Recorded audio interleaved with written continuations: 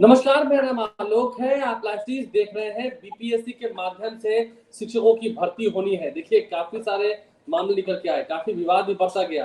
कक्षा 1 से लेकर 5वीं तक जो प्राथमिक विद्यालयों के शिक्षक होंगे, प्राथमिक शिक्षक होंगे, उनकी बहाली को लेकर भी कई सारे सस्पेंस हुए। सुप्रीम कोर्ट के ऑर्डर के बाद भी अब जब बीपीएससी ने तय कर लिया है, परीक्षा तो हम लेंगे, निगेटिव मार्किंग नहीं होगी इस बार। हमारे साथ बिहार के चर्चित आईएएस डॉक्टर रंजीत सिंह जी मौजूद है।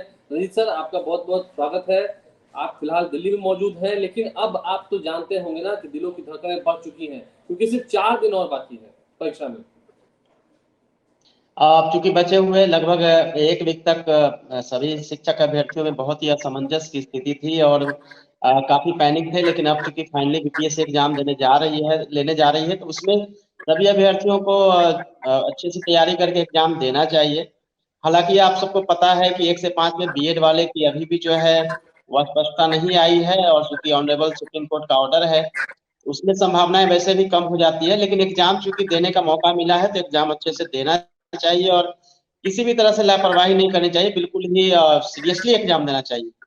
दूसरा यह है कि जब निगेटिव मार्किंग को घटा दिया गया है तो भी मेरा यह मानना है कि आपके स्कोर जो है वो अधिक होने चाहिए, आपके कट ऑफ जो है अधिक जाएंगे। छात्रों में खुशी इस बात को लेकर है कि हमें अधिक जाएगा।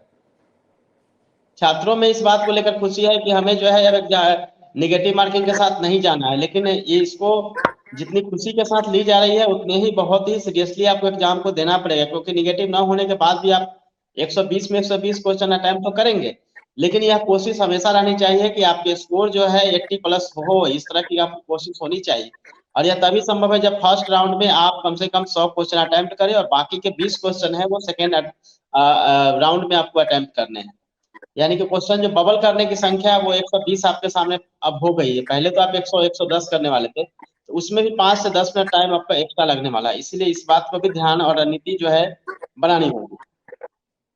नहीं, जिस तरह से परीक्षार्थियों की दिलों की धड़कनें बढ़ चुकी थी, अब तो 4 दिन और है। आपने कहा कि हाँ, परीक्षा देनी होगी, लेकिन अब बातें हो रही है कि फिलहाल तो परीक्षा देनी है ना, डॉक्यूमेंट वेरिफिकेशन थोड़ी करना है। ये भी बातें बीपीएससी के चेयरमैन द्वारा की गई। तो लगता है कि हाँ, एग्जाम तो देना चाहिए। एग्जाम देना चाहिए, डॉक्यूमेंट वेरिफिकेशन का टाइम तो नहीं है। एग्जामिनेशन की तैयारी दोनों ही स्तर पे हुई है, बीपीएससी भी अपनी तैयारी करके रखी है और स्टूडेंट भी अपनी तैयारी करके रखे हैं। तो जब होना है एग्जाम तो देनी ही है। डॉक्यूमेंट वेरिफिकेशन का जहां तक मैटर है तो वो तो मैटर सीधी तरह से आप भी जानते हैं कि जो डीएलएड वाले 1 से 5 में वही एलिजिबल हो पाएंगे। बीएड के लिए अभी भी जो है वो स्पष्ट नहीं है और उम्मीद नहीं है, मेरे ख्याल से उम्मीद करना बेकार ही है। लेकिन मतलब परीक्षा देनी है, देखिए अब तो समय भी कम है, तो क्या क्या तैयारियों में देखना होगा, अब क्या करें, क्योंकि 4 दिन ही बाकी है। जो 4 दिन बचे हैं उसमें मेनली आपको ध्यान रखना है कि एक तो करेंट्स जो है उसको आप देख लीजिए अच्छे से, करेंट से क्वेश्चंस आएंगे। सो करेंट्स को सबसे पहले आप देख लीजिए, नंबर 1। नंबर 2 कि आप जो भी बिहार स्पेशल के क्वेश्चन बन सकते हैं तो बिहार स्पेशल के क्वेश्चंस को भी फोकस कर ले, क्योंकि यहाँ से आपका क्वेश्चन अच्छे से होने चाहिए। और रिवीजन जितना हो सकता है, जो बचे हुए 3 दिन 4 दिन बचे हुए हैं उसमें रिवीजन कर लीजिए। खास तौर से आप हिस्ट्री ज्योग्राफी का कर लीजिए रिवीजन, साथ में मैथ और रीजनिंग जिनका भी है उसको एक्यूरेसी को भी देख ले कि ठीक ठाक हो रहा है ना। अगर आपको मैथ से लगता है क्वेश्चन कम बन रहा है तो मैथ के बाद में आप जाइएगा, सबसे पहले जो जीएस के क्वेश्चन है उसको कर लेना चाहिए। और साथ में ज्योग्राफी से क्वेश्चन और इन्वायरमेंट से क्वेश्चन तो होंगे ही, साइंस से भी क्वेश्चन अच्छी खासे होंगे, तो साइंस का भी आपको प्रिपरेशन कर लेना पड़ेगा। प्रिपरेशन तो हो गई होगी, लेकिन रिवीजन जो है अधिक से अधिक करें। दूसरा क्या है, अपने रूटीन को ठीक कर ले, क्योंकि आपको जो एग्जाम देना है उसके हिसाब से आप देर रात तक पढ़ाई नहीं करनी चाहिए। पॉजिटिव रहना चाहिए, अधिक से अधिक एमसीक्यू करिए जिससे आपको कॉन्फिडेंस मिले। और इस बात का टाइम मैनेजमेंट बहुत जरूरी है। देर रात तक जग जग कर अगर पढ़ेंगे तो काफी उससे दिक्कतें होंगी, क्योंकि फिर नींद की क्योंकि उससे बातें। क्या होगा कि दिन के समय में ना आलस आएगा और उससे उनके क्वेश्चन जो है 4-5 कम बनेंगे।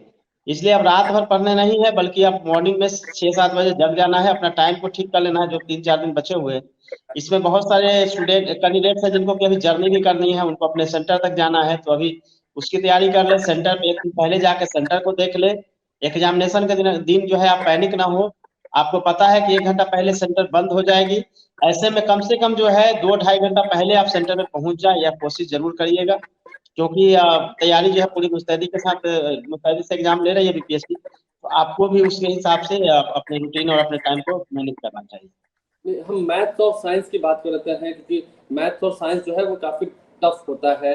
अभी के समय में नए फॉर्मूलाज को समझने की उतनी जल्दबाजी ना करें, क्योंकि फिर से गड़बड़ी होगी। अब इसमें देखिए, अब निगेटिव मार्किंग नहीं है तो मैथ रीजनिंग में भी, रीजनिंग तो बन जाएगा। मैथ में आप एक अनुमान जरूर लगा सकते हैं एलिमिनेट करके, और जो ऑप्शन में जो दिया रहता है डाटा, उसके हिसाब से मैच करके अगर बनाते हैं तो आपका आधे से कम क्वेश्चन तो बन जाएंगे। बाकी अनुमान के आधार पे आपको आंसर करना पड़ेगा। और मैथ वाले में ध्यान रखेंगे कि मैथ का आंसर निकलेगा, इसीलिए कभी भी आप आंसर डी या ई नहीं लगाइएगा। मेरी तरफ से राय है, डी और ई मत लगाइएगा। आप हमेशा आंसर जो है, अगर आपको लगेगा तो ABCD में सही, ABC में सही आंसर होगा, डी और ई में से आंसर नहीं होगा। किस तरह से देखते हैं, क्योंकि अब जब समय कम है, 10th से 12th वालों के लिए भी एक कठिन इम्तिहान है, 9th वालों के लिए भी है, तो ओवरऑल अगर हम बात करें, आखिरी क्वेश्चन चलते तो यही है कि ओवरऑल अगर हम देखें तो अभी समय कम है, लेकिन अब प्रैक्टिस सेट्स जो आपने पहले कर रखे हैं उसे एक बार याद जरूर कर लें, रट जरूर लें, क्योंकि कुछ ऐसी चीजें होंगी जो जरूरत पड़ेगी। प्रैक्टिस सेट तो करने ही पड़ेंगे, और इसमें प्रैक्टिस सेट इसमें करना पड़ेगा, क्योंकि आपके पास जो प्रैक्टिस सेट आपको जो है करना पड़ेगा, क्योंकि आपके पास समय कम है। उसमें आप बहुत पढ़ नहीं सकते हैं, प्रैक्टिस करनी है अधिक से अधिक। लेकिन ये जरूरी है कि आपको मेंटली भी एग्जाम के लिए प्रिपेयर होना जरूरी है, क्योंकि बहुत ज्यादा ओवर बर्डन होंगे तो आपके जो बनने के चांसेस है वो कम बनेंगे। ये भी आपको ध्यान में रखने की जरूरत होगी। तो अभी के समय में मतलब जो एमसीक्यूज पहले किए हुए हैं उसे एक बार जरूर देख लें, रिवीजन जरूर करते जाए, यही बात है। ये अगर मूल मंत्र जी, देखें अभी के समय में, आपके समय में अभी रिवीजन पे फोकस करना पड़ेगा, रिवीजन अधिक से अधिक करना पड़ेगा। रिवीजन करना पड़ेगा। जहां तक बात इंग्लिश की है, तो इंग्लिश में घबराने की तो बात नहीं है ना, क्योंकि इंग्लिश हिंदी दोनों नहीं नहीं, आपको घबराने की कोई जरूरत नहीं है, क्योंकि आप आसानी से पास कर जाएंगे। कोई दिक्कत इंग्लिश हिंदी में नहीं होने वाली। कोई दिक्कत नहीं है। देखिए रंजीत सर थे, स्टूडेंट्स का हौसला अफजाई कर रहे थे, दिल्ली में है। उम्मीद है आप जब तक दिल्ली से पटना लौट कर आएंगे कभी, उस वक्त तक परीक्षाएं हो चुकी होंगी, आपको फिर हम उसके आंसर की पर भी कभी डिस्कस करेंगे, कहाँ सवालों में गलती हुई, क्या हुई, उन बातों पर भी, उन विषय पर भी चर्चा करेंगे। लेकिन फिलहाल आप अपनी ओर से तमाम जितने शिक्षक अभ्यर्थी हैं उन्हें ऑल द बेस्ट कह रहे हैं, बधाई दे रहे हैं। मेरी ओर से बहुत सारी शुभकामनाएं सभी शिक्षक अभ्यर्थी को, गुड लक सबको। और जैसे एग्जाम आप दे देंगे, उसके बाद जो कुछ समय लेकर हम लोग उसका आंसर की और कट ऑफ की एक प्रोबेबल जो होगा वो भी आपको बताएंगे। आपके टेलीग्राम चैनल पर आ जाएगा वो आंसर की वाला?